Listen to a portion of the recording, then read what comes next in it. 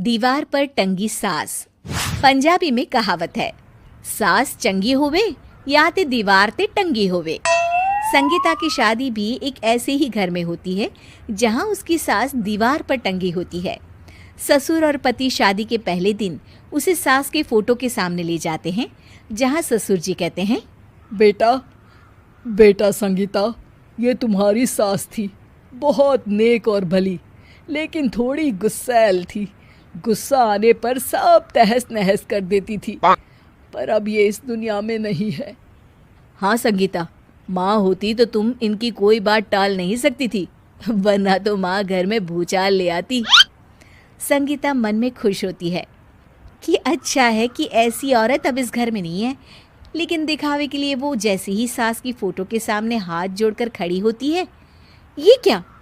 सास उसे देखकर मुस्कुराने लगी। संगीता आंखों को मलकर एक बार फिर से देखती है, लेकिन फिर सास के चेहरे का भाव, भंगिमा यानी एक्सप्रेशन बिल्कुल बदले होते हैं।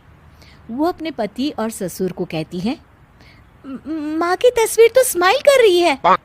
ना ना बेटी, ये कैसे संभव है?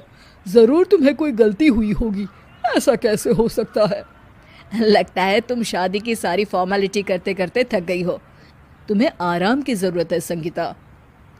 खैर, सारे संगीता की बात को इग्नोर कर कमरे में चले जाते हैं। वैसे सास की फोटो पर एक्सप्रेशन एक के बाद एक बदलते ही रहते हैं। सुबह होती है, पति और ससुर को काम पर भेजकर संगीता कमरे की सफाई करने में लग जाती है कि तभी उसे आवाज आती है, टेबल ठीक से साफ करो। ऐसे भी कोई टेबल साफ करता है? इससे अच्छा तो ये गंदा ही था। किसी औरत की आवाज सुन संगीता दंग रह जाती है और सोचने लगती है कि आवाज कहाँ से आई। आवाज को नजरअंदाज कर वो फिर से अपना काम करना शुरू करती है, लेकिन इस बार तो आवाज बिल्कुल उसके कान के पास से आती है। मेरा घर है ये, जब तक मैं थी चमका कर रखती थी, हर एक चीज शीशे की तरह थी।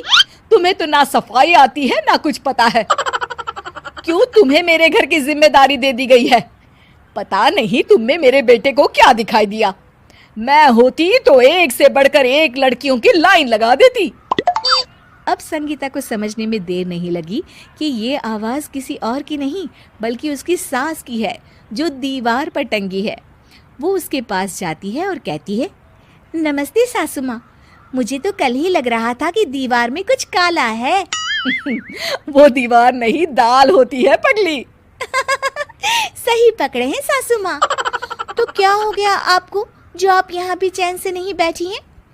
सुना मैंने आपका व्यवहार काफी गुस्से वाला था। चुप रह तू, ज्यादा बकर बकर ना कर। घर का काम करना तो आता नहीं, आई है मुझसे बहस करने। हाँ देखिए सासू माँ, मैं आपसे साफ साफ कह देती हूँ, मुझसे पंगा लेने की कोशिश मत करिएगा।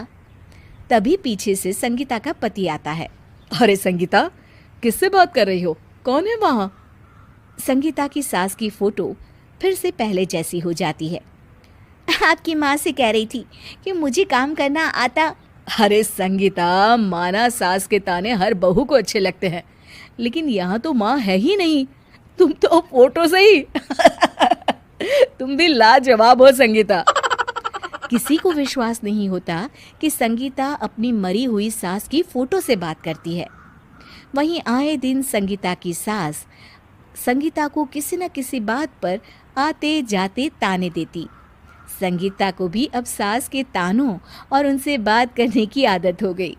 वो कभी खानदान की कहानी तो कभी तीज त्योहार कैसे मनाए या किसी व्यंजन की रेसिपी सास से ही पूछती। सारा दिन घर में अकेली संगीता की सास अब उसके लिए तानों के साथ पक्की साथी की तरह भी रहने लगी थी, जो किसी और को नहीं बल्कि संगीता को ही सुनाई देती। तो देखा आपने, सास बहू का रिश्ता हर रिश्ते से ऊपर होता है, फिर चाहे वो खट्टा हो या मीठा।